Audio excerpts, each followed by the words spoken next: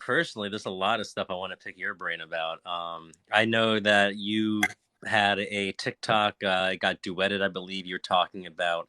It's NFT consultants in general. I believe it was like it's kind of like not like an advertisement. It was like saying, hey, like, this is why, this is why I do, this is why, Yeah. why I do it. And I actually also made a TikTok relatively similar, this is, why people should get, this is why certain products should get NFT consultants, XYZ. And we'll go over that in a second. But, I know it got duetted by another prominent TikToker saying how they disagree with with getting a consultant, and I just wanted to pick your brain about that. What you thought about about this consultants. I know some people. It's just so hard. Like with the whole paid for things. Like, oh, you're Yeah. paid for your selling out kind of deal.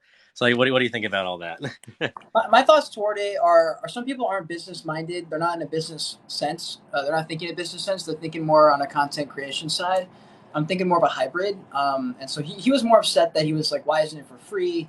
And he just didn't watch my stuff. I mean, he made a response to my response where he was basically like, yeah, I don't watch any of your stuff. Like, I don't know anything about you. And I was like, okay, well, I go live like 4 times a week and I give all my content on for free. I was like, so Right. the only reason I do paid is if they want to carve an hour out just with me to ask very specific questions, and then keep asking questions and give me specifics. And sometimes, but the other thing he didn't think about was that a lot of times people won't ask questions because they need me to sign an NDA and it needs to be a private matter. So I was like, yeah, I'm not going to just like carve out 2 hours of my time to sign an NDA and do all this stuff if you're not going to pay me. Like, I just don't have time for that right now because this is my full time job. So it's one of those things that like, um, that's just kind of how it goes. And as far as a business sense, I was like, look, if you're at a point where you're full time in this and it's not from flipping NFTs, which is not where I make money, then like you have to monetize your content. Like don't like that's how you become a full time creator. Like I think people have this idea about content creation that you make money from ads, and I'm like, guy, nobody makes money on ads. Like if you're making millions of views, maybe you're making some money off ads, but no Yeah. one's that's not where people make money. They make money from brand sponsorships, from commission deals and consulting. Like that's typically where people make money from, and then they start their own business usually. But yeah, he was just kind of mad about that. He just didn't have any of the details, so that was kind of really what it was. So my response was more just like, hey, here's the things that you didn't know about me, which is why you would make this assumption, which is not a problem. For Right. me, I love making video responses, easy content for me. I've had all the hater comments already, so like for me, I mean, very rarely does a comment get through and like stab me and really hurt. It's usually kind of just like, dude, like you just missed the whole point of like my video, and it's whatever. It was just a blip in his day, so it was no problem. Right. I like video responses are fun to make. It helps me. I mean, usually your audience is gonna side with you anyway, and so like you kind of know you're like on home territory almost when you make a video response. So it's kind of funny to see like what happens, but for me, it's whatever. What are your thoughts on it? Well, actually, yeah, that is interesting, honestly, because like well, I know you do have an NFT project, but I know your focus is definitely the content creation. Like for me, I don't have an NFT project. So like you were saying, like for people who aren't artists or aren't like just going out there and putting out a project, Yeah, you have to like you said, like no one, not a lot of there's not a lot of people out there, besides the ones who got lucky a year ago and got a board ape and now have money to spend, but like no one's full-time trading NFTs. Like yeah, I think the thing about stock trading, like no one's full-time stock trading after a year or two or three. It right. takes a lot of time, it takes a lot of capital, to begin with. And everyone who's full-time stock trading or says they are, like they're on YouTube already. They're the ones saying they are because they're also making all this money from these subscribers and this, that, whatever. So like, Yeah, and consulting and IR and all that kind of stuff. So I think it's definitely necessary for people, and it's easy for for people who aren't doing this full time to to be like, oh, paid for stuff is shilling or this, that, whatever. But like, what if you're doing this full time? Like, as you're doing tons and tons of research every day, and that's what the people are paying for is to be able to pick your brain about specific stuff. Like yeah, these projects are probably asking you. And speaking of that, I was just curious. I know you don't have to give away like the secret sauce or whatever. But like, what are these consultants like? What is a typical like? Is it different for each project, or is it like are you just like explaining how the blockchain works, or like what does that usually look like? Like if like I was a project owner or not, I was like, oh, like I want to to hire you for a session, this, that, whatever. Like, what would that look like? yeah. So honestly, most of the time they ask me when I'm finding the reason I started a new business, which is on the content creation side, because one, that's where I'm best. I like being on camera. I'm good at being on camera, and that's kind of like where I'm at my best. Because I do so many live streams, all my podcasts pretty much are live. I just love doing it, and I'm good at building a community on social. And just cause how you said, I've been able to like build a brand or build a following on like all the different social medias, because kind of figured it out. It's because I spent so much time studying how to grow on each social media and kind of like if you don't dedicate, hundreds of hours to watching each platform, you're not going to know exactly like what it takes to win on the platform. And I just made a video last night about virality versus building a community. And I talked about like selling your services. I was like, I've been able to go full time off selling services online while having only 7,000 subscribers and 6,000 followers on TikTok. I was like, it's not like I have a viral video every single day and I'm getting millions of followers. I was like, it's just about like how you curate your audience. It has to do with like building a community, building trust, being consistent and stuff. But then you have to figure out like what kind of content works on TikTok, and then how, because they're like the question I get. The reason I have an NFT project, for people who are wondering, I don't have a project I don't have like an animal picture project. It's Right. it's a it's a creator focus, so it's like all one of one art pieces. There's only 46 right now total, and then there's those ones have access to me in my Discord. They get free access to the business I'm building, and then they get free, pretty much they get free whatever, like whatever I end up doing, they're gonna get access to that. That's really all it is. It's more of like a genesis supporting a creator. I think you're going to make it long term type of deal. Like that's what that project is. But projects come to me mainly because they're like, hey, you've reviewed 100 projects in the space. This is your business. Like, that's what you do.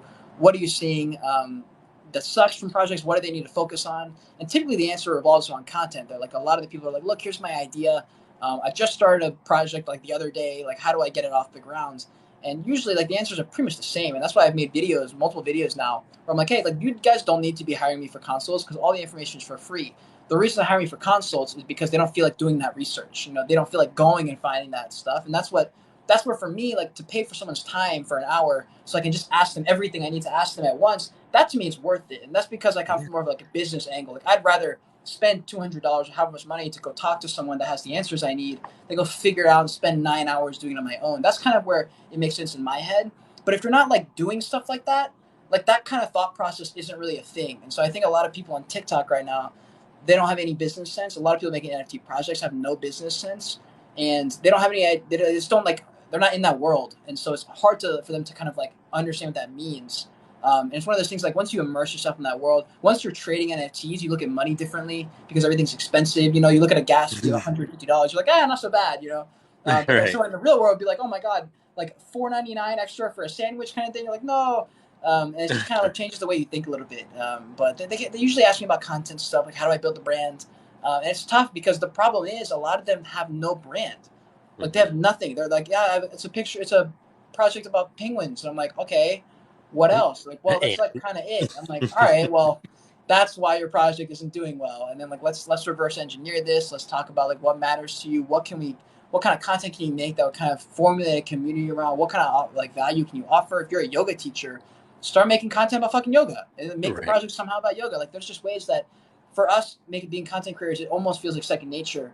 But if you're not a content creator full time, it's actually not common sense to them. They usually leave those meetings, and after I'm done, I'm like, man, like it was almost so easy to come up with that, and like by the end of it, they're like vibing with me, like, oh, like, that does make sense. This is so simple, but it's one of those things where, like until that like that switch is flipped, they're not in that thought mentality, and I think that's more of what it is. You pay for that experience in this space. Like we've been here for a long time, and for us, it feels like common sense just because it's just how it is. But if you're not in the space, like that common sense stuff that other TikTok creators might think is so they shouldn't be paying for. I'm like, that's the thing though. Like they don't know that, and they don't feel like spending that time. So that's kind of my thought. Sorry, I dragged fucking forever on No, that. no, you're so no. That's interesting though, because I've had a lot of or a lot of people come to me or projects, I guess, or founders. With like kind of like we were saying, it's like, oh, this project's about penguins, or like the project about like, we're gonna do tokens and like, we're gonna staking. It's like, all right, cool, but like, well, like how do you know how to? Like, well, no, but like, we're gonna, once we sell out, we'll figure it out. It's like, well, like, Yeah. have you ever had to tell like anyone like maybe you shouldn't do this, like maybe this isn't a great idea, like there's a lot of startups that go on Shark Tank and they're like, no, like I've have you ever actually had I've had to a be like, couple. no? Yeah, I've had a couple where in the middle of their pitch, I stopped them and I was like, hold on, what you're talking about is a great business idea, but you do not need NFTs in this sense. This is going to make it more complicated for you. And what's funny is the two times I did that, they like hadn't clarified before, but they like literally weren't NFT projects. So like, no, we're utilizing the Web3 communities. We're not like making NFTs though. Like we're a business to business style, so we're making a service. And we're trying to partner with NFT brands like this one called Eve Cream Truck. They're making these little card style things, something like this. Oh, And okay. when you have this, you get access. It's like the QR code straight to the NFT that you own, but also it connects to an app, and then it basically does everything Discord couldn't, and you essentially choose every channel that you want to be on that phone app. And then so any kind of alert, any kind of raffles, like whatever channels you pay attention to in the discords that you care about, you make the most important 10 probably, and you stick them onto the app, and it's connected to this card. And so it's basically like a super optimized app for what you're looking for. So like for me, I'd only put 3 or 4 projects that I care about, that I really need to be looking at. Otherwise, you got like 100 notifications in Discord, and it kind of Right. makes your life easier. And for them, I was like, yeah, we don't need an empty project. And they're like, no, no, no, that's not what we're doing. But I have said multiple times, like, hey, you guys aren't ready for an NFT project yet, probably. You just need to build the brand, or I mean, you can start it now. You just have to be okay with it not picking up hype, unless you plan to like pay for a huge promo or something like that. And so it's one of those things that like if they're not really willing to put in that work, sometimes they rethink it and they're like, okay, they didn't really realize this was like a whole business if they're going to make it Right. successful. And it's just one of those things that yeah, I've done Genesis collections. I mean, sometimes I'll tell them like, hey, if you're not going to sell out, you should consider a Genesis collection. That's typically where I go before I say don't do an NFT project. Like I try not to say that as much as I can because I want them to succeed. I'm like, hey, like you should try this. But sometimes I'll say, hey, you should probably try a Genesis collection instead of dropping a 10,000 avatar or 8,000. I was like, why don't you do a 200 or 50 like I did? Let that grow organically, and then the people that really care are going to buy that OG token, and hopefully you give that some kind of extra utility. Then they have that, and then that way those you at least appease those people, and then your hardcore supporters in the beginning can have something to have, and then you slowly build that. And that's kind of how like the best projects have done. Like if you look at all the top projects for the most part, they started really slow and then they ramped up after that. But it took months. It took a lot of projects a few months to kind of pick up steam. There's a lot of projects that were undercover for a long time before they got picked up, and that's just how it works. And I think that's just something we know because we've seen it happen, since the start. So Right. Yeah. I mean, it's interesting because like I know like a lot of these NFT projects, the biggest thing, one of the biggest things is definitely the community, which you get through social media, and that's a big part, of the marketing play. Like when it comes to these consultants and all that. And so like when it comes to that, like YouTube versus TikTok, like I not even in the sense of like, if you're an independent artist, I'm more so talking about like if you are one of those 10K NFT projects and you have a big marketing budget, this that whatever. Would you suggest going to TikTokers or YouTubers or someone who does like a mix? I would do I would go with TikTok because TikTok is the most organic growth, and the promoting and ads on TikTok are you can pay $50 and get 5 or 6 thousand organic views. They're not fake numbers. They're actual people. They're real. I mean, they're strangers. But you have a way higher chance, and TikTok's really optimized for that. Like if you select, I want more followers, they're going to send it to people who have a higher follow through rate. And it's fucking China, so China knows exactly who's following and who's not clicking follow. And so their promotion servers are really really good. Actually, what I found. So for my stuff, I said, hey, like you should pay. You have a marketing budget. You should use that marketing budget to buy someone to make you a really really good trailer or some kind of animation, something that really encompasses what you are looking to do with the project. Like maybe you have the NFT, you animate just a little bit, get a little bit of a storyline, something that's like, okay, yeah, that's something I can jump on board with, and you want to promote that one. And so like just promote those like $50. I mean, in my opinion, $50 to get a few thousand people to see isn't that bad of a deal. I think it's a great deal. And so that's way cheaper than buying a promotional service. Like people are charging 1 Ethereum Mm. for a tweet sometimes, which is fucking disgusting to be honest. Like I don't charge anything remotely close to that, and they get way more from what I'm delivering with like the review video. They also get a tag tweet when I go live. That's just mainly so I can like post the video so people know I post the video. But they get the whole video. They can clip that up for TikTok. That they now have an entire audit basically on their project. They can say, hey, we've been audited by someone who's done 100 reviews in the space, who doesn't like do promotional content stuff like that. And I think there's just like way more you can get out of those things. Mm. But for me, I say TikTok because you can also clip that up. You can go YouTube. It's just going to cost way more, obviously, to make a full YouTube video. But if you do like a YouTube video, you can clip that up for TikToks as well. But I think a cheaper, more easier way for most people is going to be make TikToks. You can reuse those on Instagram Reels and YouTube Shorts and LinkedIn. So I'm like, and Pinterest, and I'm like, it's just a win-win in all directions. So I usually say TikTok for them. It's just way less of a bigger thing. YouTube's like this whole fucking thing. It's like a whole entire. You gotta commit to YouTube. I feel like mentally, you really gotta dive in to win on YouTube. TikTok is just so much easier, less barrier to entry. Hmm. You just mentioned LinkedIn. I know that's something that I personally I made one a little bit ago for our company was having us do that. I personally not a huge LinkedIn person. You do that. I've never been like a corporate person. Like I worked in a law office for like 6 months. I was like I'm never going back to like to an office again. And thankfully, now working and as an influencer full time, Web3 and all that, we don't have to. Yeah. But yeah, no. So LinkedIn, you use that like you use that as much as you use like are you putting Fuck videos no. on there or something, or is it? No, I tried. The time for LinkedIn was 3 years ago when Gary Vee told us it was time. So we missed that boat, honestly. But organic reach is decent. The organic reach is okay. Um, I'm getting for me, I don't post videos. The videos don't really do so hot. It's just whatever. What I really do is I treat it like a more professional Twitter. And so if I have something that I feel like is important to say, but I know it's not going to work on DGen Twitter, I'll put that on Right. LinkedIn because I know it's something that'll be appreciated by those kind of people because they're looking to read. Like it's PhD people and fucking doctors and like people who are looking to like get some information that's educational. So my educational stuff, they get excited to talk about, and plus there's no character limit really. Twitter, you got 140 characters to play with. So Twitter, I do more of like off the cuff thoughts. If I can condense something or make it sound less educational and more a little bit more entertaining, but still helpful, I'll put it onto Twitter. But LinkedIn, I try every single day to come up with something that I think is important, that will sound good. Like if a CEO came by and saw my page and looked at my LinkedIn post, they say, "Damn, like that's actually some helpful insights." And they go to my Twitter and they say, "Okay, that's basically the same thing, just a little bit more degenerate." And then hopefully, like my brand kind of makes sense. Like my YouTube videos are mainly educational, a lot of podcasts and stuff. So LinkedIn, I treat more as like almost like a resume builder. I look at it like the whole timeline. It's just, okay, like that's a good post, that's a good post, that's a good post. All written format, paragraph style, like 3 sentences, enter bar, next paragraph, 3 sentences or so, and I do that, and those usually do pretty well. Okay. So Huh. yeah, I like that. I need to get more into that honestly with it's important. LinkedIn. Yeah, Yeah. it is important. It's starting to grow. Andres and Tom got me onto it. They both were like, "Do you need to get on LinkedIn?" I fought it for fucking months, and then one day I was Right. like, you know what? I think actually, you know what? I think I was on the toilet and I was literally like, man, I want to make this post, but no one's gonna fucking read this. Like, half my tweets don't get any engagement because they're too long or it's like not interesting or something. But that's interesting to me because I'm like in research world. It's like this is all the fucking stuff I do. And so like that's when I was like, oh wait, LinkedIn would actually appreciate this, and I posted and I got like a decent reaction from it. I was like, sweet. So I just kind of kept with it. Usually you have one solid thought a day, that you can just put onto LinkedIn. So Hmm.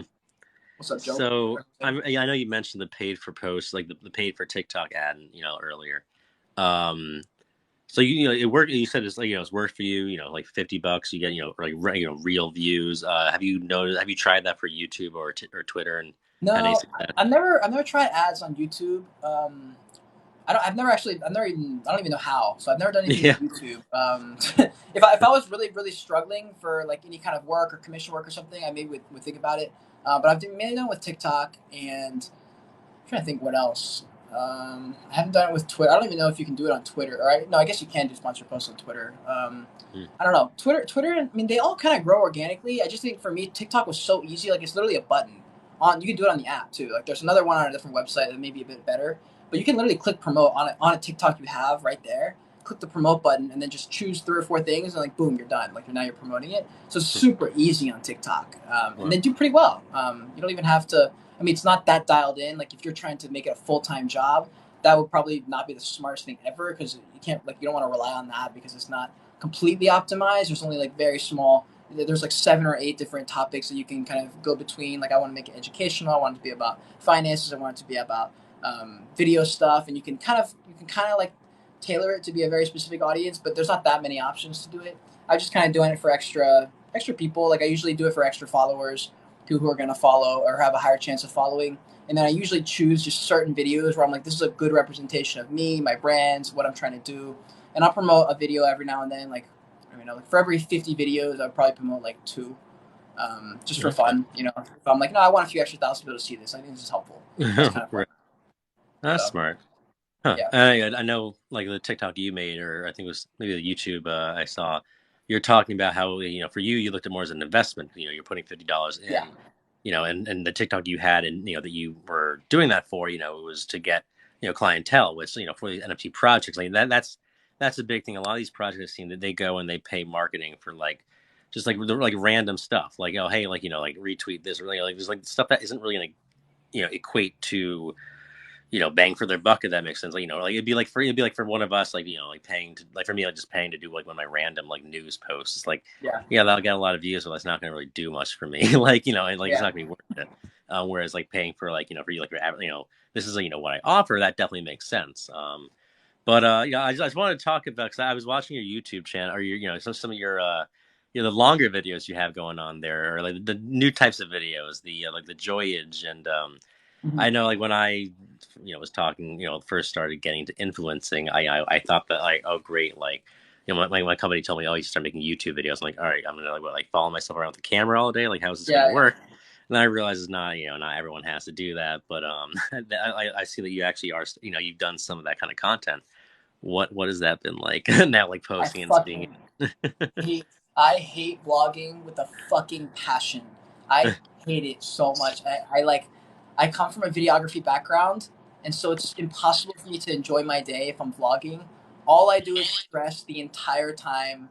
I'm thinking about which angle I should make it. Is this too boring? Is this normally what I would do? Like, this isn't usually what I would do. Or if one thing is off, I'm like, okay, well that's not usually what I do in a day. Like, I don't want to film this one, and then it's just like this whole thing. I just like overthink fucking everything.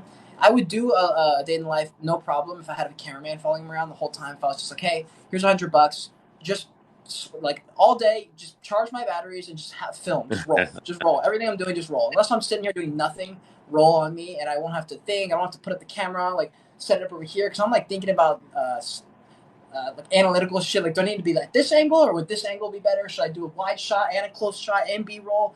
And it's just too much like shit for me. And like, I never wanted to make those videos when I was making YouTube videos. Like, I've been making them for 10 years, and they've always been filming what I'm doing. Like, I just start with soccer videos, then it was fitness videos, because like, oh, I can just film myself working out, no problem, easy. And then I was like, okay, well, like now I'm going into like self help. So I got to film like B rolls and like cinematic sequences. And then I got into the travel content. Hold on, I lost you. You still there? Sorry, you there? Nope. Yeah, Yeah. You still there? yeah, here. Okay. It was like lagging for a second. But yeah, then I started making travel Oh, content, and I was like, shit, this is like a vlog style. And it was like the only thing working though. Like, I didn't have anything else to film. I was like, I'm literally traveling. I'm literally like living in my car. This should be easy to film, but it wasn't, because I was just overthinking like what to shoot, what not to shoot. I always look at people who make vlogs. I'm like, why does it look so easy? Even though I know it's I not. I know. just feel like it should be easier. And I get frustrated. I'm like, why is this not easier to film my day? Like, why is it so hard to just film what I'm doing? It's just because I overthink it. Like, I want it to be perfect, and I hate doing it so much. Like that's the thing. Like when I watch them do it, I'm like, because they make it look easy. It's like even like just like it's like the whole day. It's like you just see like, oh, it's a quick like them eating, like Yeah. like the whole like montage. Is like, how do they get all that content? Like is there, like there must be like 7 people just following them at all times with these Yeah. cameras. Like, but I saw with yours, you like it definitely wasn't just you the whole time. Like doing this. Do you have like it looked like a what was it, like a what's it called, a drone or something like that, like with a camera? Back when I was traveling and stuff, yeah, 100%. I had all that stuff. Um,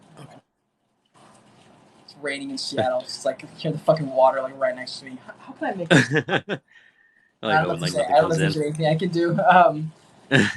Yeah, no, yeah. I used to have a drone. I fucked myself on the drone. Hold on, let me move this stuff.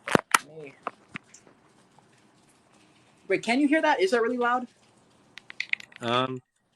No. Okay, all right. So I was gonna say I have to move to like the loft, but there's not much lighting in there. But yeah, I used to have a Right. drone. I ended up trading it for a lens, but then I found out I did the trade with this guy at night, and I didn't even bother checking because I was like, oh, the lens probably works. Trust this photographer. He seems like a nice dude. I go back in, and the lens is all fucking scratched up and like blurry, and so like I basically like lost a $400 drone. So now I don't have a drone, which is fine. I mean, it's not like I would fucking use it anyway. Lost But more than I yeah, I paid mean, I before, usually right? just yeah, I usually set the camera up. Like, I usually don't even carry a tripod. I just don't feel like it. Like anything that makes my life more inconvenient, I fucking like despise. Like, I'm all Hmm. about convenience right now. That's why I'm like so focused on like nailing down a routine. Like, I'm like trying to learn how to consistently cook. Just make myself fucking cook. Just do it. So when I film a video and I start to cook, I don't feel like an imposter, like imposter syndrome, where I'm like, I don't normally cook. I'm just doing it for the video. You know what I mean? Oh God. So you're like That filming kind of yourself stuff. cooking everything now. I do everything. I literally like never go out. Like, I went on this. I went on like a happy hour thing. I went on a fucking date, which is crazy. I never go on dates, but I went on a date the other day, and I was just like, wow, this is the first time I've eaten out. Like, I've been cooking every day here. I've been wanting to cook. I've been living at my parents' house, and I pretty much tried to stay away from them the whole time, and so I just never would cook because they're always there. And Right. anytime I cook, it'd be like midnight, and they're already asleep. So now that I'm here, I have my kitchen like it's a studio, so I have like my kitchen literally right Oh, here, cool. and like there's no room. Like it's literally me, my big bean bag that I fell asleep in. I have a loft up there with like my bed area, but I That's never sleep up awesome. there because it's just too much work to go up the stairs. So I usually just pass out in the bean bag. I'm a vampire. I don't sleep anyway. So No, I've lived that life before, where like literally I have like a perfect bed right there, and it's like, no, I'm yeah, just gonna sleep the couch right here. It's closer. exactly, dude. And I got this fucking super soft blanket right there, uh, and like it's over, dude. If I like sit there, I'm like, yo, all right. right. That's like the So perfect like influencer pad, though. I love it with yeah. like the loft up there and everything. Yeah, dude, literally, it's amazing. I love this. Honestly, I love the studio apartment. I've always wanted to live by myself, and so it's really nice to come back and just not have Mm. anyone here for a while. Like, I don't know if this is something I'm gonna want to do like long term, but at least for a while, like I've been craving that. Like, I lived in my car. That was definitely isolating, but it wasn't like I didn't have room. Like right now, I have room, and it just feels good to be able to have room. You know, and I just like I haven't had that in so long, and so like when I Right. was Yeah. in my parents' house, I pretty much locked myself in my room, and so it was like very tiny in Mm. there. So yeah, man. That's awesome that you've been able to move out after quitting your job, being a full time influencer. Like that's like a that's like a big not risk but a big step, I guess. Even like so like you're obviously you're talking about and I know like YouTube, TikTok. We're not getting paid. Hunter not getting paid Logan Paul Bro, I'm money not or getting paid whatever. jack shit. I'm not getting Like paid jack anything. shit from YouTube. Nothing. It's like Zero. 25. Like Zero oh really? dollars. I You're don't, dude, not I've been waiting on monetized? monetization for 8 months. I've been waiting, and they just haven't gotten back to me. They're like, "Yeah, we're working on it. No. We're like manually approving everybody." I was like, "Dog, I've been monetized for like literally almost a year now. Like, what are you doing? It's this is Oh my. not an algorithm. I just don't get it." What's up, Charles? It, it's like you don't like make killing. I think like for like maybe like a 10,000 view video, it's like around like $50 or $60, which like isn't bad. Yeah, yeah, For making a video, but you know how hard it is to get to those 10,000 yeah. consistently and all that. Like it's all about Yeah. consistency. For me, it's more about just like getting it in, so I can just be like, okay, like we're good. Like the money's like locked in. Like right now, it's just pending. It's just been pending for so long. I mean, I just want to know like how much am I making? I mean, I'm only pulling in probably, I think on average, it's like 30 to 40,000 views a month, and then in like a bull market, it's like double of that, or sometimes I think it's like 60 or 70 to 80,000, which is Market. really Yeah. great. But that still wouldn't be a lot of money. It's still like a couple $100 a month anyway. But it would be Mm. kind of nice. It'd be kind of nice to be on payroll. I could tell people I'm a Google employee because YouTube Right. technically is owned by Google, so I could be a Google employee, but not So quite work. yet. Do you still work in the social media department of Google? There you go. But The yeah, I girl mean I like went on a date with yesterday, she worked at Google and Amazon, and I was like, fuck me, dude. oh, Yeah, I was a restaurant worker. it's like I know what the stocks. Yeah. Oh So boy. how did that get? Like, did you manage to not talk about NFTs at all? No, I talked about some NFTs. So the good thing, she was like an intellectual. She's like super fucking smart. So that was actually really like nice to talk to someone who was smart. And so like NFTs came up a little bit, like art came up a little bit and stuff like that. But yeah, I mean, she was actually like she's pretty cool. So it was a Okay, good conversation. The first time I've had, I don't know, first time I've been on a date in fucking forever. Like I didn't talk to anyone in Denver. Like I talked to zero people. I didn't talk to a right. single. I didn't even like.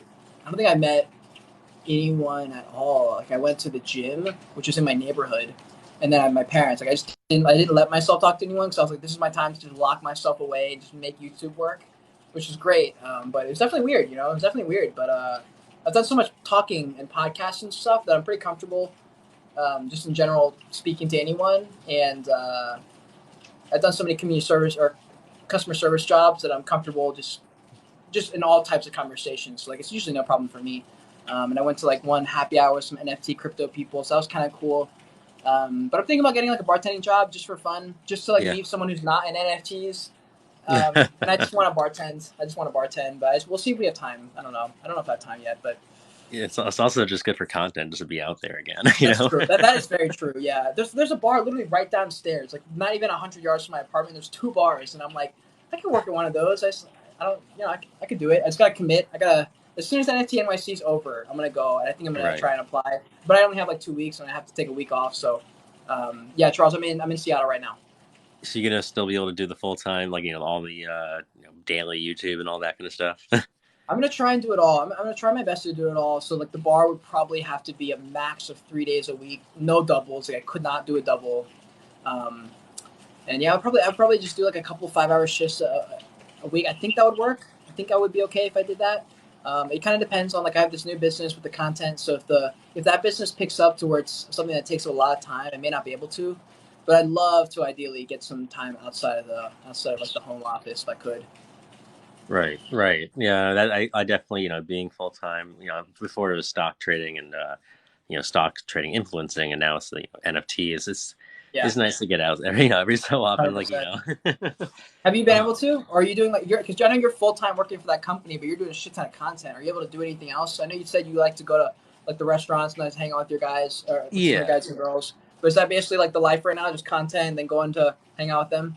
It's pretty much, yeah, just like making Yeah. content. A lot of it's now edit. Like I'm editing my own YouTube videos now because just Oh, I wanted to. Yeah, like I've been like, because we have the editor, but like we have a lot of other stuff going on. So like, I wanted to get it started again because it's been a yeah. while. So I was like, instead of waiting for the editor, I'm just gonna start doing it myself again. Respect. It takes so long. Yeah, dude. Yeah. I hate Yep. it. That's why I do live streams whenever I can. If I've there's a seen video that. where I'm like, that's gonna take a little minute to edit, or that's a longer video. Sometimes I'm like, fuck it, I'm just gonna go live. Way easier Yeah, on my end. I'm gonna do anything. As soon as the live's over, I'm like, done, baby, let's go. literally, I love it. So, yeah, I know when I 100%. used to when I was doing the stock trading, when I was doing the content for PB alerts, so literally I would have to do like a one piece of content per trading day, so Monday through Oof, Friday, and it started jeez. off as I would do a video and edit it and post it and all that. And then it just got to the point where I was just doing 5 live videos a day or a week because like you're right, like honestly, once you're done. Like you just Really you nice. promote it a little bit, and then Yep. it's so nice. Because the worst thing is shoot the video. It's like, all right, now I got to edit, and then you cut it all up. It's like, all right, now I got to like put like little clips and this and that and the graph. Like it And just takes so long. thumbnails. You gotta do thumbnails. Then you have to decide the Yeah. title. You gotta see like I don't know. For me, I always fuck up because I'll make the title, and then after like a couple days, I'm like, that was not a good title. Like I could have definitely optimized that way better. And then I changed it. I'm like, it's fucking too late now. Like I do that all the time. You need wellness. I have been to the NFT Seattle Museum. If you look on Twitter and Instagram, I posted some stuff from there. Really cool museum, actually. I was there for way too long. It was like an exhibition, and so it was like a private showing type deal, and it was very long, and I was very tired. I was very tired. So, but it was cool. It's really really cool. Got a cool video when I was there. I got a. Thank you for bringing that up because I have a montage I was supposed to edit that's still in my camera roll that I never actually got to. So thank you for reminding me. All about the to do list. That I learned Yeah, that the hard another way. thing. It sucks, bro. Because like, here's my problem. I'm interested to see what your thoughts are on this. For me, it's really hard for me to do something that I know I want to do that would make my soul happy. Like I'm trying to finish Stranger Things. All right, I really want to get to the end of Stranger Things. I really want to start Peaky Blinders. I really need to start watching some anime because everyone watches anime and I don't, and I want to start. But every time I have a chance, there's always something else I could get just a little bit done before that. So I always pick the other things. I know it's better for the business. So I do that, and then by the time I'm done, it's fucking 2 in the morning again. I'm like, well, I'll try tomorrow. Yeah. I did that for a while. Like I still do that a lot. I'm not gonna lie. Yeah, Especially when you're excited about something, that's the like thing, dude. I whatever love it it. is. Yeah, I love Like doing it. just building, growing. It's Yeah, exciting.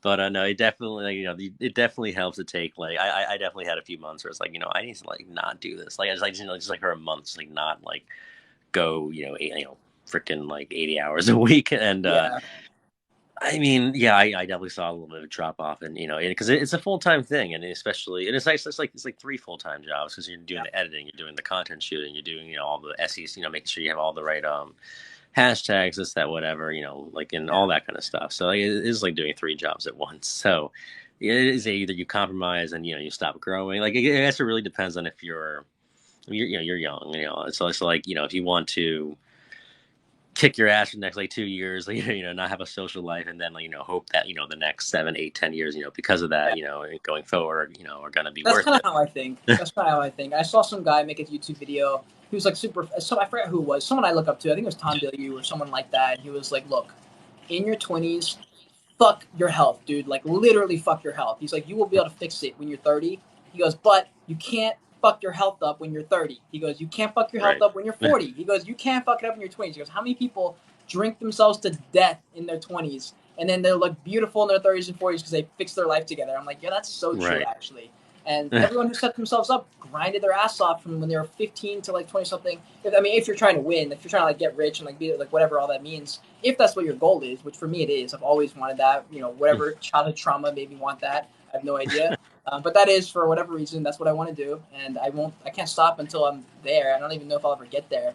But it's just something I want. I've always wanted to not have to worry about buying Chipotle every day. Like, I'd love to be able to go and buy Chipotle every single day, never look at the price, never look at my bank account. Like, that would be really nice to With not have to worry about calories. that. More than calories, yeah. That's so true. That is so true. Um, There Give goes me there wellness. goes You did a the meetup? huh? Eternal Royals in Seattle for my info. Eternal Royals. Interesting. We did a meetup there. Very cool. I wonder how it went. Let me know. So Muffin Wealth over on my side was saying that it helps make all the content in one day, no life for 16 hours, and then enjoy the week. Do you do a lot of batch content? Dude, that's where I fuck myself. I do batch content, but I do it every day. So Yeah. I'm always backed up. It's like I never actually have no videos. It's like I have probably 40 drafts on my TikTok always, because I post 12 videos usually a Wow. day. So I always 12? have TikTok videos. Yeah, Oh, gee. every hour I post.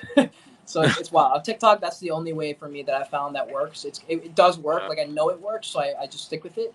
And so I do that, which is honestly interrupts my day because I have to upload it every hour. So I have to go onto TikTok every hour, and I always get No, I distracted. bet. And then I always batch them. If I find a sound I like, I make 4 videos on each one. So like, I'll make one typically something to do with my services, one with the consulting, one where I'm talking, and then one with like a paragraph on the thing or something like that. And I make 4 each time. Okay. There's always so many, and the problem is I like Interesting. run out of time to post them all. I'm like trying to post them, but I don't want to post 4 at once. So it's like the best problem ever to have. But then I do that with YouTube. I'll have 4 video ideas, and I'll film all of them today, and then I'll have 4 videos I need to edit. That means, Hmm. but then tomorrow I'll have 2 more videos I want to make, and then the next day I got 2 more. And I'm like, okay, I got like 9 videos in the queue right now. But then everything in NFTs is time sensitive. So I can't just like sit it in my folder for too long. Exactly. It's got like a 2-day buffer, and like that's as long as I can wait. I think. Oh, So I man. gotta stop batch filming as much, but it does help. It does help if you're not like, if you haven't figured out how to make a lot of content. It really helps. For me, I like went too hard to the Yeah. point where I'm like, I just kind of like, I probably make videos that are kind of unnecessary almost, and that's kind of where I'm like, okay, I need to be a little bit more strategic with my content. Like, sometimes it's just not that important to make that video. Or I can make it into one video instead of filming 3 separate ones, kind of thing. And it's just more about Right. optimization, because sometimes I think we work harder and not smarter. At least me. And so I think that's my main problem right now.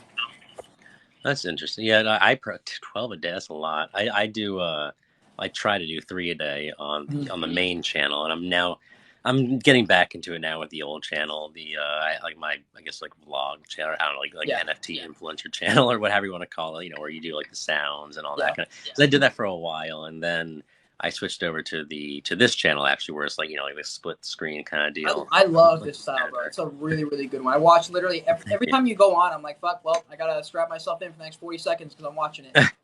I appreciate that. Yeah, Yeah, I'm not gonna lie. That was the original editor. That was his idea actually, because I guess he saw some, like, it was like a Marvel influencer, I guess, who did something very similar, and yeah. he's like, I love this style. Let's It's just do amazing. that. I'm like, cool. And honestly, it's super easy to do. Oh, the scripts are annoying because you got to I got to do the research, see what's going on in the space, make a script about it, and then Yeah. but then like after that, it's pretty easy. I got like a teleprompter, Nifty Nanners, who's also another. Yeah, he's the one who recommended that, and I'm telling you, if you do like anyone here who does like news related content, like any kind of content where it's not opinion based, where you just want to be partial and kind of be on a script so that you're not being opinion based, I definitely recommend a teleprompter. It saved me so much Really? time just with editing. It's because I used to have to, like, I have my script, so I kind of like read the script a little, try to memorize Yeah. it, and like then do the thing and like go back and like then do it. Like, so now I could just like do my whole thing in one cut, and it's so nice. That's hilarious. What? That's really good though. That's really good that you found a system for that. For me, Yeah. I just kind of word vomit, and most of the time it ends up working out in one take. A lot of times I'll say the same thing like 8 times until I Yeah. like it. But most of the time, like, I kind of know what I'm gonna say, sort of. Like, when I do my reviews, it's a little bit different style. So like, I'll go onto the Twitter page and I'm like, okay, here, like, I know kind of where I'm going with this, so I'll just kind of roll with it and see what happens. And um, I feel like I'm okay with rambling. Sometimes I ramble too long, but I've gotten better, especially on YouTube videos. Like, I kind of know my main points. I'm like, let me just like knock these out. If something else pops in my head, I'll just say it. But if I do like a teleprompter for me, I feel like I don't know. I think it's like too much work for me to like script it out because I'm like, ah, Right. even though it's not, like, it's definitely more organized and like it's definitely better. I've just like, for me, I've just never been able to follow something that works. I don't know. Like, I usually will like see something that works, try and figure out another way to do it, and then a few months later come back and end up just doing the first thing anyway. And I'm just like, all I mean, the scripts right. work for. I mean, because like your content's a lot more. I feel like like you're doing like you have the joys and like a lot of stuff like more so like your opinion is very much like and like for my YouTube videos I don't do a script or anything like that like Okay. but like for that NFT like hey, this is what's going on in the news, like for that one I do. And it's a little bit annoying. I'm not gonna lie, I do kind of prefer just doing the live stuff where I can just like talk and just like and Yeah. ramble and just do whatever and say and it's okay.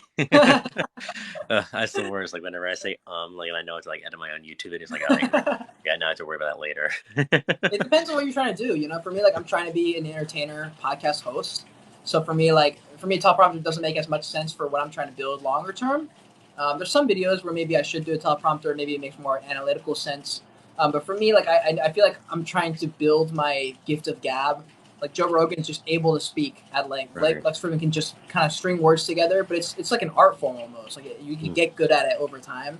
And like right now, I'm still working on that. So like I'm okay. I'm good sometimes. Like sometimes I suck. But like right now, I mean, I don't know how you do it. I treat my YouTube kind of like a job. Like I remember, it may have been you or someone asked me. They're like, how/why do you post so many fucking videos? Like it's disgusting how many videos you post. And I'm just like, I don't know. Like I just like have no choice. Like that's just the reality. Like Elon Musk said that once. Not comparing myself to Elon, but Elon Musk said something like, he was like, "Where do you find the motivation?" He was like, "I don't look at it that way. So I just don't. That's just not how my brain works. Like I just need to get it done. That's just period. Let's just get it done." So for me, like I subscribe to YouTube or I subscribe to Gary Vee's like just post more, and I just ever since I jumped on that bandwagon, it worked, and I was like, well, fuck it, dude. Wow. Everyone I know that's gone viral and have maintained their stature in that position, whatever content they make, it's because they either had a viral video and then stuck with it and just continue to just like raise the bar, or they just consistently made content over the next 2 years and they just like built themselves up. Like Alex Hormozy is a $100 million businessman, like absolute fucking G, and he's been making videos for 18 months and he's not even at 1 million subscribers. He should be. The amount of like content he puts out, the amount of like podcasts he's been on, I'm surprised he's not at 5 million. But I look at all the socials, he's still growing and he's just like putting in work. And he's $100 million man. He has no. Why is he making YouTube videos, right? And I'm like, well, if he can fucking do it, this guy can do it, this girl can do it, like, and I want it, I gotta fucking do it too. And so that's kind of how I think. And I've got experience the last 10 years making videos. The last 2 years I've been making videos almost daily, so I've kind of just gotten used to it, and I just got better at optimizing my time there. And with TikTok, like finding out that you can just use a trending sound 4 times for like 4 different Mm. things, and just like, quickly film them. You can use effects, and there's just like easy ways to make videos. And I just waste so much time on social media that I just like half the time I'm on there, I'm like sort of being productive. So there's just always new videos coming in, new ideas. I'll see a video you make, and I'm like, oh, that's a great topic. Let me use it in this way. So I'm always watching people's shit, and I kind Mm. of just roll with it and just post literally like anything and everything. And I still haven't found like an exact like spot where I'm like, this is exactly what I'm making. Like you're very news focused, more like here's what's going on. Let me put it into a way where like people want to like watch it, and it's just very informative. And Mm. I've got reaction videos, I've got podcasts, I've got reviews, I've got just all sorts of random shit. So I don't You even got a know. lot. Your thing is you have a lot of stuff though. Like there's always something. If you have your Yeah, channel, like people are never gonna get bored. I hope not, dude. That's the goal. That's the goal. What's up, Sam? Showing support from MetaMatt's side. Hey, let's go, Firebug. Thank you. Well, Oh, me and Firebug. MetaMatt say thank you. I appreciate it. What's going on? Yeah, Firebug's great. You have anyone who needs help with the cybersecurity developing and all the back end side. This stuff I know nothing about. He's the one for that. He's Oh, let's amazing. go. Hell Yeah. yeah. Hell yeah. Yo, what? So what is your day in the life look like if you had to guess? I hate asking that question because it's No. different every day. But like, do you have like a sort of routine? Yeah. So like an idea, like if I'm being productive, Yeah. ideally, I'll get up, depending on the day, I'll either write scripts or I'll shoot, like, shoot the scripts or shoot the content. And then, a lot of it's like I go in the Discord, because I'm in the, the stock trading Discord and Yeah. Titan trading. So I'll go in there, see what's going on there. A lot of meetings, because of that, because of that kind of stuff. Yeah, a lot of meetings, like, a lot of Discord calls and Zoom calls, and then just honestly, then I go out and just try to network. It's all about, it's like just DMing everyone and anything Really? who You're still DMing people? Oh yeah, like well, a lot of it's like the I'm talking like the companies who I probably won't get like a DM back from. I guess if that makes Right. sense. Like, you never know. Yeah. And then yeah, then even like some projects, here and there, I'll still reach out to them, or just Cool. DM people back. But yeah, that's That pretty much. takes forever too. Like the whole. I feel like that's something that doesn't make sense until you're like in there, like doing it Mm, actively, and you're like, wow, I really do this for like multiple hours a day. Where you're like just in Discord talking to people, like making sure you're up to date on like a news, like announcements for other right. people. Mm, Okay, like, here's about what's going on today, and then yeah, you go into your own Discord, answer questions. Like it feels like it's one of those things that you're like, why are you wasting time doing that? But like once you're in that world, that shit's like oh yeah. where everything's built. Like if you don't do that, you're Mm. not taking care of your own community. You're not going to survive. Yeah, that's been the thing recently. I've been struggling with actually because I still am from the stock trading, from like my community is PB alerts. It's a bunch of Yeah. stock traders, so it's hard to be in the NFT space, and the community is still, like I still want to stay true to my PB alerts people. So like it's been hard, kind of going back and forth. Like I definitely miss being committed just to one or the other, if that makes sense. Yeah. Because it's hard to stay up to date with all the stock stuff and all the NFT stuff and 100%. what's going on with with both. So yeah, that's the one thing I do wish I could do more of is focus on, or just have more time, more hours in the day. What is the stock stuff right now? Like, what is the stock world looking like? I mean, I know the answer, but like, what is your opinion on what's going on with stocks? Everyone's got one idea. Is that what's going to happen, or are we going to see this whole thing where like everyone thinks this, but the total opposite happens? Like, what are your thoughts? Well, yeah, I mean, everyone thinks they, no one knows. That's the thing. Anything can happen. But I mean, right now the stock market's not doing as bad as the crypto market. Not for nothing. The one thing I do like about the stock market, which I, with NFTs, is that we really don't have that as the ability to short or to to buy puts, or basically to make money on the on the bear trend, on the ups and the Right. downs, That which is is what we interesting. definitely Think focus about on. Yeah. That's why we're not worried. Like we can go into into a huge bear market and we'll still be making money. Trading the shorts. Doing the the puts. All that kind of stuff. That's the one thing that a lot of people. All these a lot of these other influencers are all about. Oh, it was time to buy. Dip, buy, dip, and it's like no, like Yeah. instead of just like throwing your money into hoping that eventually it's going to go back up again. Like you can be playing these. Like it's Yeah. going like this, and you can play every single one of those. So that's kind of what we're doing. We're just trying to ingrain that into our members' heads. That it doesn't need to always just be going up in order to make money, and I and feel like and that shorting is one of those things that people are really nervous to do because they're like, yeah, but it's like it's the same shit. It's the exact same thing as longing. It's just opposite direction. Like there's no actual right, difference really. You're still yeah, betting no, that it either does this or that. But it is one of those things like it's something that people get nervous about. They're like, well, what if it goes the opposite direction? You're like, well, the same thing that would have happened if you bought it, think it was going to go up and it went down. Like, it's just exactly. you're just risking yourself. It's just gambling. And some people don't want to gamble in a bear market just because they're like, I'd rather just have cash on the side. For me, I'm not sure. I haven't decided where I'm gonna start letting my money into. Like as I start to like grow and like make more money, and I've kind of gotten basically out of the DJ mentality entirely now. Every now and then I'll do like one or two, but for the most part, I'm trying not to blow my money on stupid shit or hold on to NFTs too long. I definitely like made a lot of money last year and then lost a lot of it. Like not gambling. I guess I spent my first little 6 months there to try and like learn everything. So it was almost like how I said Chuck E. Cheese money. That like it's like kind of like trial and error money where I'm like I think I need to get good at this world, so I need to spend money to get good at it to figure out what's good. Like, does this work? Does that work? Like, what's the best option here? And I've kind of figured it out more or less. And so I'm like, okay, I don't need to like spend thousands of dollars anymore to try this mint. Is this meta gonna work out? I can kind of like take a step back and put my money into smarter things like in my opinion like ads. I think ads are really important and I want Yeah. to get into that world, especially if you learn how to optimize this ad. You can sell that service like a fucking ridiculously. And I've got that new business, so if I can really figure out how to optimize the ads really well, that's gonna be a huge bonus to that for anyone in that community to like deliver as much value. Like I'm trying to the way I set it up is like if you join into that business and you join for like the 1 month trial, you don't get nearly as much benefits as if you sign up for the 3 month. 3 month comes with so much more in the package. You get all these other Mm. things with it. You get a bunch of stuff that would be valued at hundreds of dollars. You get like if you're a project and you join it for the 3 month, you get a free review, which is an X amount of money per month for free. And then you get the podcast on my main channel, both of my main channel. You get a TikTok live with me and with Bryce. So you get all these like extra content bits that you can also chop up for your own content. There's a few other things that they get, and so like the goal for me is like I want to sign the people for 3 months, deliver so much fucking value that the next question at the end of the 3 months is, hey, is there a 6 month package? Like that's the way Right. I think, and that's the way I know I can build that, scale that brand. So that's where I'm gonna really start to put my focus because I'm like, okay, I can't. Like the NFT market is very small, smaller than we thought. Especially in Right. the bear market, it's way smaller than we thought. If you're selling, you're probably screwing over like your best friend right down the street, kind of thing, like in NFT land, because it's like there's not many people in here. And I was like, there's another service I can offer like through content. Like I've really grown as a content creator more than like an NFT creator. You know what I mean? So that's kind of where I try Right. to leverage. Because I don't have like a job. I don't have like a business right now that's like, hey, we want you to be our spokesperson. Kind of like you have. I would love to Right. do that. I think that'd be so much fun. Like I applied at Yuga Labs, and Okay. VFriends. I sent them fucking job requests that they don't even have job requests right now. But I sent them. I was like, hey, I know you're not taking the jobs, but like you need this. You don't have a podcast that's consistent. Right. You don't have anyone who's like the face of the brand.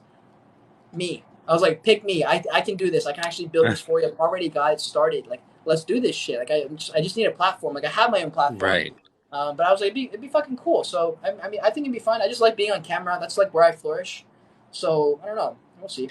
I think Sneakerheads was looking for a community manager job. I saw on the Web3 like hiring list or whatever. Well, maybe not community manager. It would be almost like a Like content creator like for just not social even media. a, well, yeah, I guess so. For me, I guess it would only make sense if the company aligned with what I'm doing. Like Hmm. Yuga is just like leading Web3, so like for me that makes sense. And then VFriends, same shit. But also Gary V's brand is similar to mine in the sense of like roll the dice yourself, like go after your own dreams, that kind of thing. So like those brands make sense to me. And so for me, if I was to be like their news host or anchor or something like that, that's something where I can make sense because I'm like my only job is to like be the person on camera, and I can just like yeah, be that person. Kind of like exactly how you are. You're just like making all the content side for me. Right. Yeah. I would be maybe open to that, but Have you looked into and I don't really know anything about this to be or not much about this, like UGC content creation. Have you heard about that? wait, what is UGC? I've heard of UGC. Who is that? I don't really like I all I know is like it's basically like I don't know if it's like a I don't think it's a company. This is a system I guess where content creators go and instead of making content on their page, for companies, they make content, for companies on their page, if that makes sense. So like, like a company will be like, looking for a US based content creator, ages this, that, whatever, to do content about this, Gotcha. and they do like month long, 2 month long, 3 month long contract, like thousand to $1,500, a month just to post, 10 Yeah. videos, on their channel and stuff like that. Yeah, maybe it would maybe be something like that. I think exactly what Andres is doing would be great for me because Andres is build his own brand. He's also the he's an alpha caller, so I don't do that specifically, but he's an alpha caller slash podcast host or show Okay. host for WGMI Studios or whatever they're WGMI Media, Right. and so he kind of does both. And I assume I'm not sure how he's paid, but like something like that, some kind of like hybrid job where it's like okay, like your personal brand is important in regards to the job because like you That need to makes be who sense. you are for it to make sense. Right. Plus, we want you to be like the main guy for our show. Like that's where like the NFT drop is a big NFT newsletter Yeah. news type brand. And like very beginning of my journey, they reached out and said, "Hey, we want you to be our guy," basically. And I was super stoked. And then they ended up getting busy. I don't even know what happened there, so that kind of Uh, fell through. But I'm still friends with Gannon, so I know you know him. So hopefully I can open up that conversation again. Honestly, now that I'm kind of ready to do something like that, or we'll get him on and talk about it. But yeah, that's kind of what I'm thinking. It would be good. It'd be nice to have stable income. Right now, it's all like very unstable. I have a good month, terrible month, good two right. weeks, terrible 2 weeks. I hate that up and down. Like I'd rather just be like, this is how much I'm making. I'm good here. I can Yeah. still make my own stuff, but Yeah. that's the reality. I definitely that is a nice thing to have that company to go back on, especially on the bear markets. Yeah, Even like for us as content creators too, like it still is a bear market for us too because like the Google trends, like people aren't looking up all yeah, these videos. And like YouTube is just so much harder to get those views, than it used to be with like the hashtag. I used to do like one video a day, Monday through Friday, on NFT content for like I think it was like maybe like 2.5 months. And it was just consistently, like anywhere between like 1,000 to like, I was getting like good, a good amount of views. Whereas now oh it's yeah. like, it's not, it's not as easy. There's It no, matters. Like it really matters the content, like what the actual content in the video is. It's got to be so like crypto does okay right now. It's not that yeah, great, but it does better yeah, than NFTs. There's just more people interested. But I right, found that if I collaborate with the right people, those still do well. Even long form podcasts, like I did the podcast with like Dead Fellas, Cybercongs, those still did really well. I've got the podcast with the what's his name, Mac Fladell, the co-founder of CryptoKitties and Dapper Oh, Labs. cool. I'm super pumped about that. That's tomorrow. Oh, nice. But what time is that? I think it's at 4 p.m. PST. It's like that podcast. I think that'll do well. I don't know if people like know who Dapper Labs honestly is anymore. They're like OG for me. Like for me, that's gonna be cool. I don't know Yeah. about other people. So like that'll be probably my biggest one so far. Huh. So how do you typically get in contact with the either like with the consultants or just the podcast and all that kind of stuff? Is it just like cold DMs or are they never reach out to you at this No, point? it's like I think it's word of mouth. I think it's word of mouth. I try and deliver like a very different style of experience. Like I try and make it a whole experience for them on the show. Like I want it to be fun. I want it to be like super relaxed. I want to like open up a space where they can kind of like open up about things that they never really maybe would have before. Talk about like their past, talk about like what they're passionate about, stuff like that. And kind of like it's a all encompassing good show, I guess, not as much of an interview. And so I think it's been spread through word of mouth. I got a couple of big podcasts like in the beginning. Like I had the one with Doodles right before they blew up, which is huge for me. And so now it's kind of like a resume builder almost. Like every now and then I'll send a message, but it'll be like people way out of my league. Like I like been Right. tagging the CEO of Yuga Labs like multiple times on Twitter. I'm like, yo, like I've interviewed all these people. Let's do this. I never get responses there. Right. So it's usually through them reaching out on Twitter. They've seen another podcast. Like it does help when you've had a couple big ones. Like I think the one with Doodles really, really helped me. And then Frankie Nines from Subduck, she's very well connected.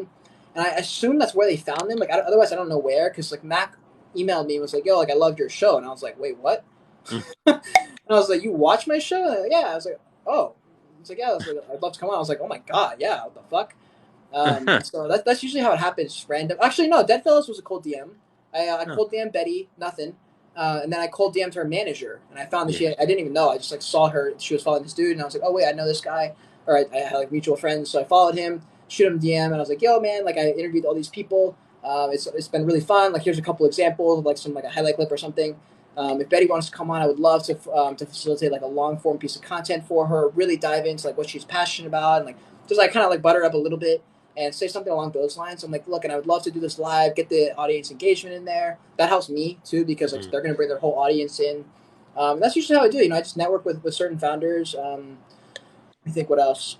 I think the reviews have helped me because I've gotten in with a lot of brands that way. Like if I make a video on Lazy Lions and I show it to the Lazy Lion people, they're gonna be excited. That's a whole community of lion people that are like, oh, like this guy makes YouTube videos. Right. Oh, he makes other kinds of videos. And I've done it with so many projects now that I'm like kind of networked well in the space. Or at least the glasses maybe you just saw. Maybe the glasses are kind of what they remember. But that's usually how I do it. Every now and then it's a cold DM. I think she's the only one. Frankie, I had because the Subducks connection when I signed originally with them, it was as like kind of a partner. So he knew who I was. He watched some of my videos, and so I don't know what videos they're watching. I don't know why they're watching my videos, but yeah, he's doing that. Oh, I just saw Andres text me. Says I'm so sorry, flight got delayed. No, he's good. Okay, that's fine.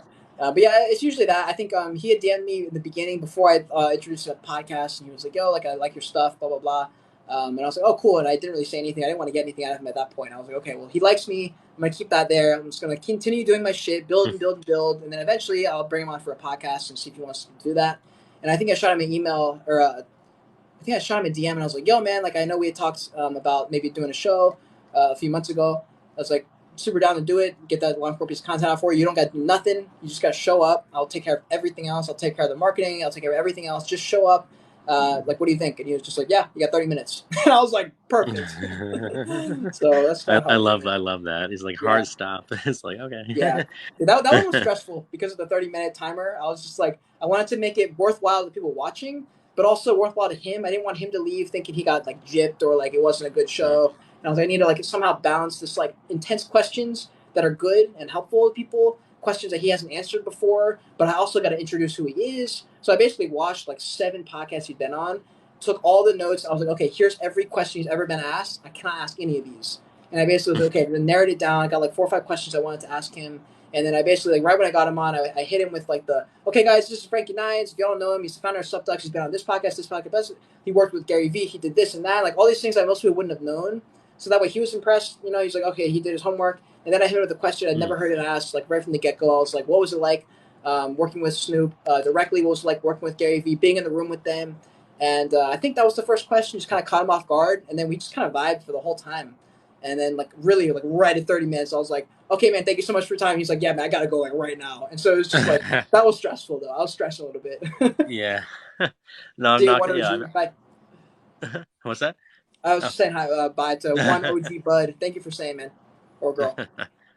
Yeah, I know like when I first started really getting in contact, getting a lot of project owners, coming to me. It was like more so like in the December, right towards the end of the NFT bull market or bull run, I guess, or I guess short-term bull run if you want to call it, 'cause I Yeah, guess technically, but and I noticed that like a lot of these projects were like super busy. Is like like Soul Dogs is one of them, for instance. Like every time I had them on, it's like it's like 30 minutes, and then like yeah. I gotta go to the next one, and I see them immediately go in the next Twitter space, and like Wow. it's wild. Like Twitter, like that was when I first got involved in these in Twitter spaces, and I recently haven't had much luck with project owners. I've there's a lot of independent artists out there, and recently I've been more so like getting in contact with like people because so it's a bear market. There's a lot less marketing money out there to spend. I guess if that makes sense. I've been getting in contact with people who are like creating crypto or like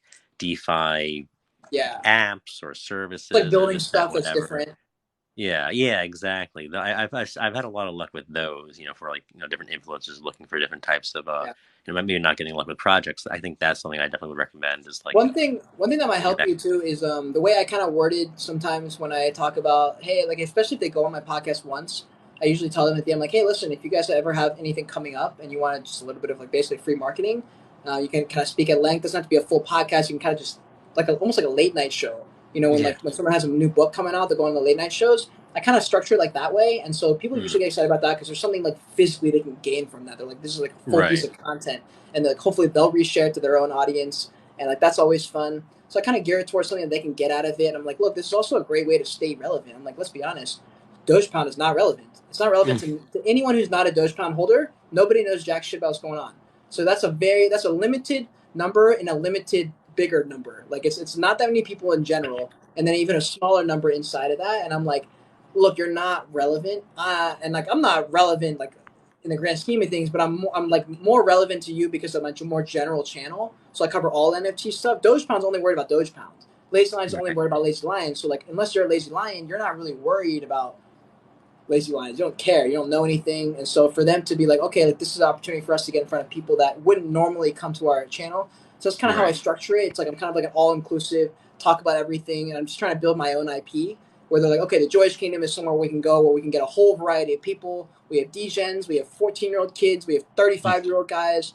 And then but I think that mainly the thing is the reviews. I think when I do an in-depth review, I really, really make sure that by the end, whoever's watching it, whether or not they're 14 or the founder, they're going to be impressed by either me or the content or like something. They're going to be impressed by something.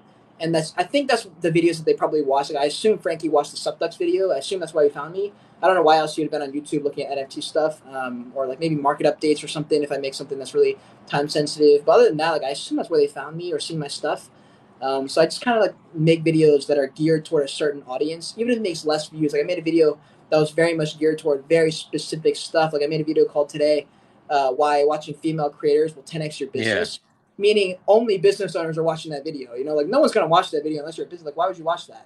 Yeah. And so same with a lot of content I make. I know it's not gonna do well, but it will do well for the small niche of people that are looking for it. And I can just be as good as I can be at that. And like that's where I know numbers don't matter. Like I still get commission review people from videos that like don't have a lot of views. Like, yeah, I saw this one little small podcast that you made 6 months ago with like 300 views, and I'm like, dope.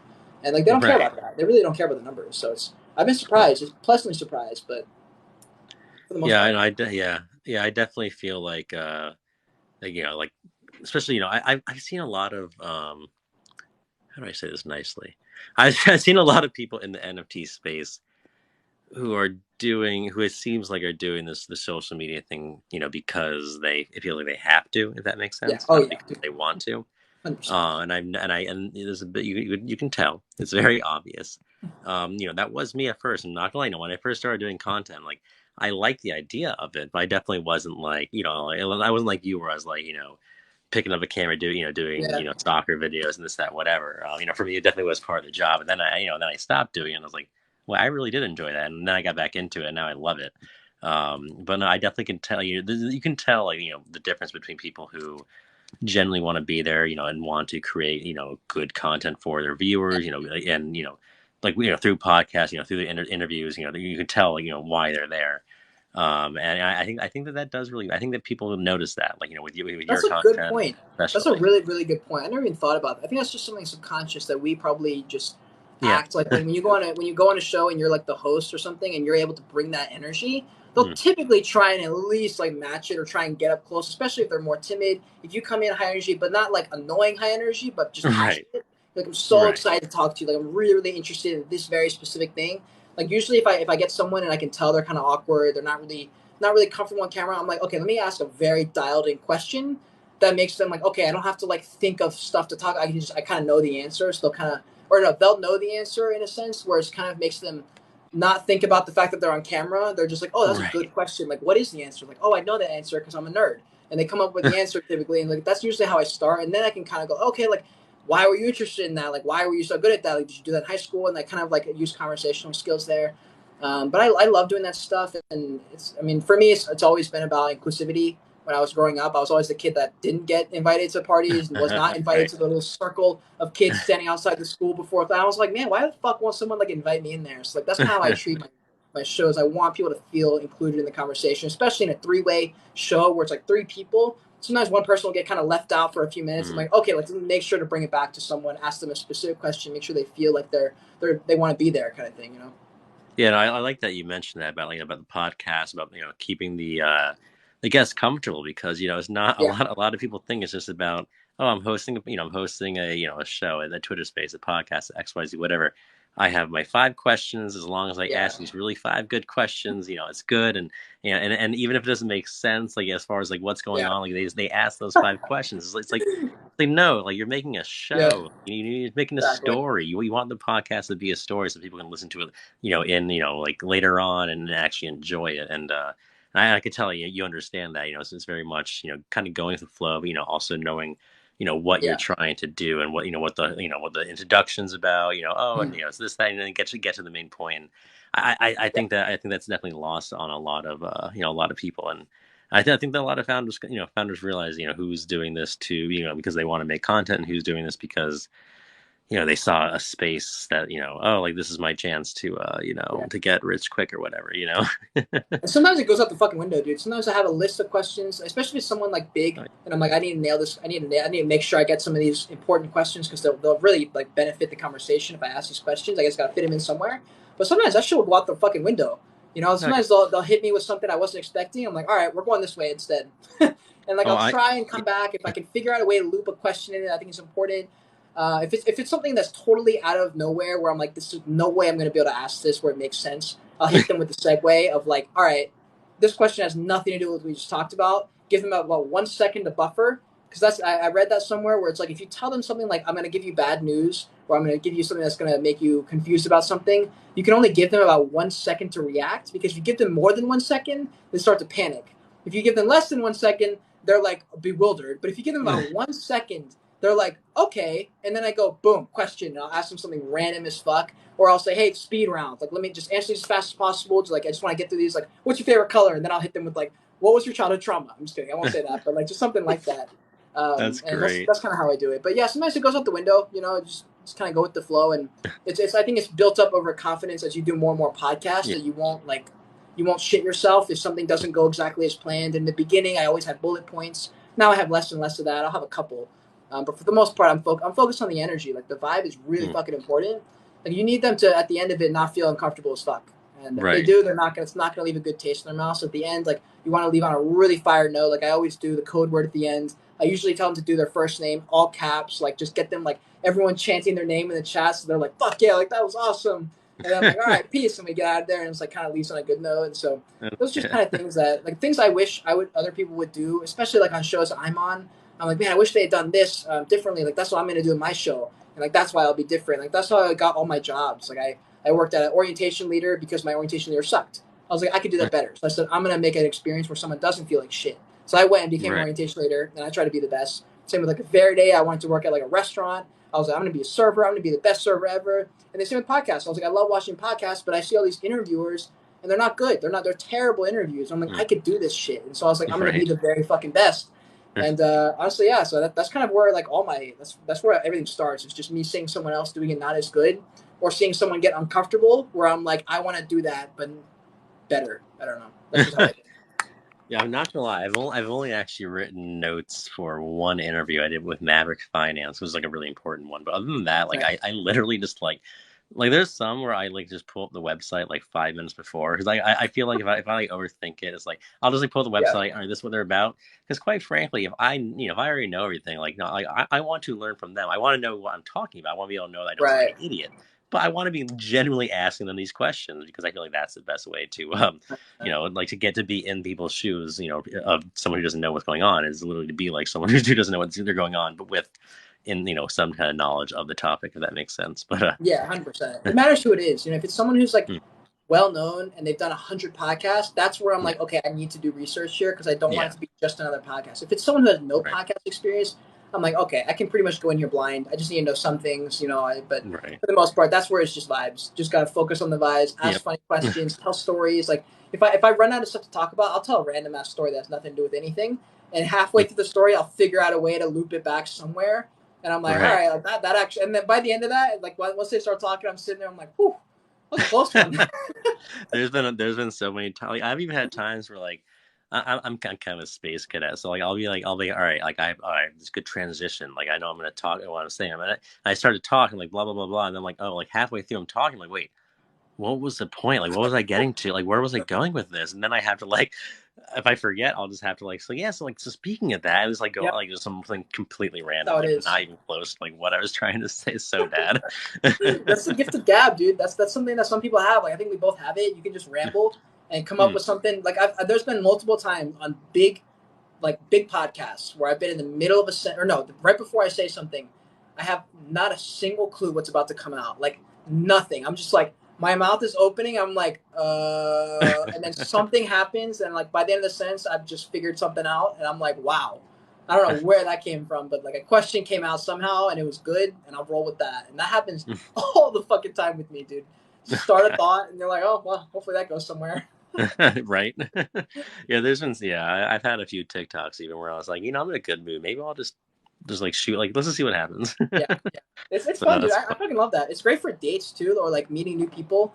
Mm, It's almost like good practice for that. When I was on that date yesterday, I was just like, oh, like it's funny like how much podcasting has helped my conversation skills in normal situations.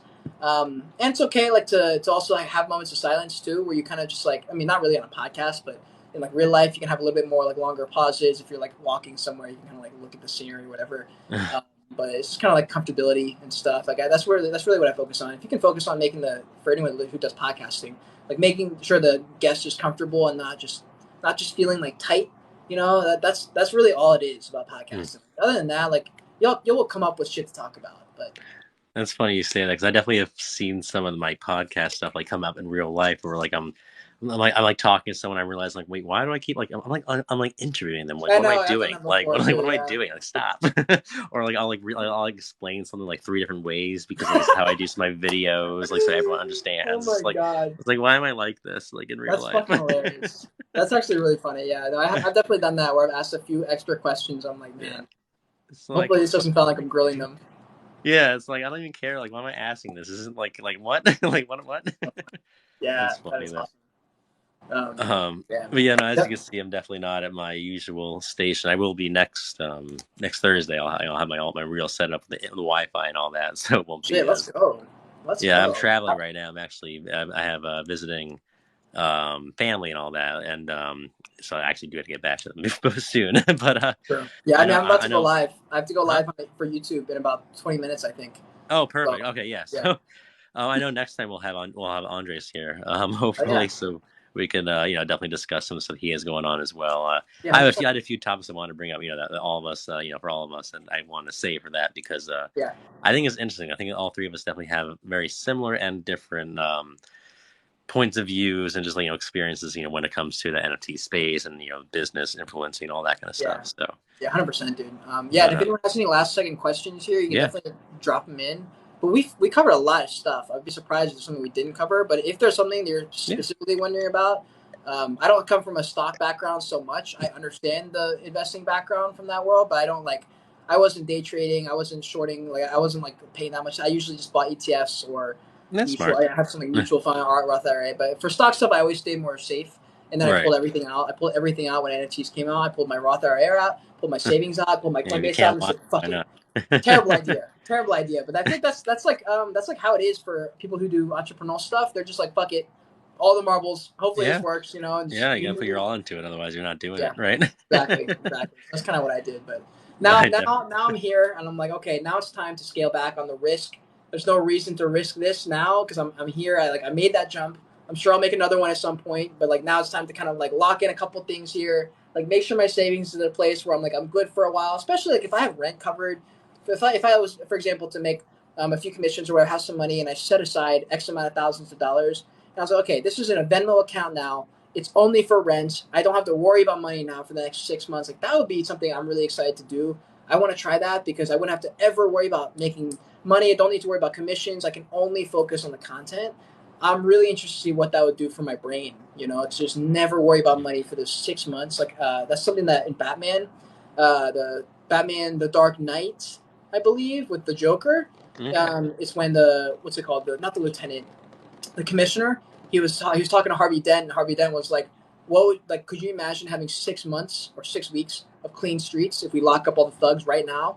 Hmm. And he was like, "No, this isn't going to work." He's like, "But imagine what you could do with 6 months of clean streets, like the investment in the city like that. Like if you don't Hmm. have that, he's like, yes, it'll be expensive. Yes, it'll be hard to do." He goes, "But if you don't have crime for 6 months, people forget how long 6 months is on a day to day basis.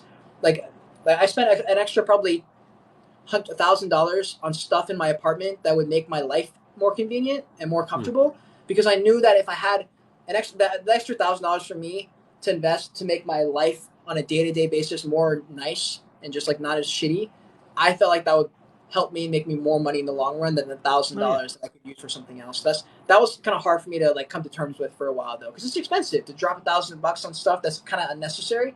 Right. But But I think it definitely isn't like investing in yourself. I think it really does matter. Whether it's investing in yourself when it comes to your well-being. 'Cause, if you're in a good mood, better state of mind, you're definitely gonna be making a bit more content. There's days where you just wake up, you just feel like I don't feel like doing any content today. And that's why Like the like background is so nice sometimes. Yeah, some days I'm yeah, like, nope, no sir, no ma'am. yeah. I got videos. I'm good. I'm just gonna do other stuff today. That is nice. That is definitely nice. I'm not gonna lie. For me, it's mostly like my hair when I wake up, it's freaking all over the place. So, like it's like I have to like do my hair in order to like do content, and sometimes I'm just like I don't feel like doing my hair today. Like I can't. That I don't look dude, good in hats. no problem. You're so No lucky. I problem. Just can't put do on a that. Yeah, you hat. got like the sunglasses. I can't do that. That's true. That's true. Yeah. No, I mean, I different things. Like I do That's different hairstyles too. Like you can, I mean, you can use different things. Like, you could use one of these things yeah. maybe to kind of like do whatever, put it up in a I got a bun. little longer. Yeah, that's true. But anyways, I don't have any questions over here. Honestly, Yeah. I think we're chilling on this side. But you guys, anything in that chat? No, Andrew stopped by. We got some people saying hi, Firebug, Muffin Wealth, some other influencers like stopped in to say hi, but Hell yeah, I think yeah, we pretty much covered everything for today. yeah. I That was got a a great got episode. on more. Yeah, no, it was awesome chatting with you as always. I love getting the point of view of someone who's in the same type of boat as I am in this space. Yeah, There's just so many people who are who are in the space because, and there's nothing wrong, because they have the projects or because they're artists, developers, that whatever. It's, yeah. it's fun seeing just other strictly influence, people who are strictly doing the influencing. It's cool. So 100%. Especially the content side. Like I know some people in Seattle who do a lot of NFT stuff and like building, but they don't do like content as much. Like they do a little bit of content, but like I'm all into content. Like I'm not oh even. yeah, It's not even close. Like I am content. That's nothing else. That's where I'm at. So it is fun. right. It's really good to talk to people who are making consistent content, making good. Like there's a difference between like just making content, like making like high quality content. Like I love watching your stuff. It's high quality. It's good stuff. I see why people follow you. So it's fun. It's always fun to collaborate and talk about shit, Yeah. talk about stuff. Where are you again? Like what area of the country? Connecticut or New Connecticut. York Okay. area. Oh wait. Okay. So you're gonna be in New York. So I'll definitely see you there. Oh yeah. I'm trying to think. You're gonna be in New York, so I'll definitely see you there. And then there was something else I was going. I don't know where I was going with that, but anyways, whatever. Well, yeah. Well, I'm sure we'll fill some stuff. Definitely will meet you Oh yeah. there. So that'd be fucking awesome. Yeah, I'm looking forward to doing some like actual like live collab. I've never done that before ever, Yeah, so I that'd don't be even cool, know what man. that even means or how you do what do we do? Like I we have just no put idea. like I'm gonna bring my camera and shoot like a. It's not gonna be a vlog. It's gonna be more of like a cinematic vlog hmm, montage, and then with just little clips of me saying, "Oh, look at the camera." I don't know if I'm gonna do any like. I'll do some maybe like some interview, like a couple like maybe interview bits. I haven't decided yet. Maybe we'll do some more like short form content. I'm not right. sure. I think we'll come up with it on the way there. I'm sure we'll just like come up with shit literally on the fly. Yeah, it's. I So remember I don't know, you probably I think you saw like that antique store TikTok. yeah, I mean, I was trying to get into like the whole influencer vlog type style TikToks on that yeah, channel, and it was so awkward walking around that place like with my camera. Like I was like, hey, can you yeah. hold this and just like videotape me walking for a second? It's like Painful. it was the weirdest thing ever. It's painful. But I saw some kid yesterday vlogging with the whole setup. He had the mic and everything, and he was. Good I for didn't even them. Good notice it, bro. The only reason I noticed is because I'm like I noticed stuff like I would notice that automatically because I know it's a camera, I know it's a mic. But normal right. people, they would have never noticed. Like he was holding it, walking on the sidewalk. He wasn't being that loud. He was just like, oh, like here's what I'm doing, or something like that. And I remember Hmm. looking at him and like I did a triple take. I was like, wait, is that a camera? And I was like, oh my god, he's vlogging. And I was like, wait, that's actually way more chill than I thought. I've never seen someone I vlog before. right. And I was I like, seems like okay, like everyone's looking at you. yeah, like no one gives a shit. Plus, like even if they did, like they're just gonna as soon as they look at you, they're gonna go, oh, what is that guy doing? And then they're gonna be like, what do I have to do But again? And then they're yeah, gonna go about their day, and they literally forget immediately. So you know, right, exactly. Yeah, it's like well, that's something weird is gonna happen. yeah, In 20 minutes to them. yeah, they literally But forget. yeah, Or I'm they gonna find, let you get to. yeah, man, I know you got your YouTube live a little bit. I'm actually yeah. is it what's going on? I'm gonna check it out.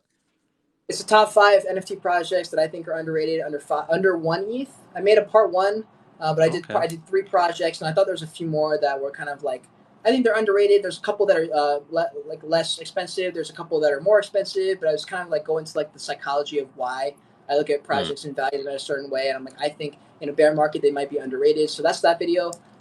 It's just five projects, and yeah, I'm gonna try and keep it Cool. short. I'm just gonna kind of dive into it. I feel like it's obvious for people who have been here since the fall. If you haven't been here since the fall, you may not know about these projects. They're more like OG projects. I don't mess with too many new ones. Okay, They're yeah, typically smart. brands that have been around where I'm like, okay, they've proven themselves, they've got a brand, people do care.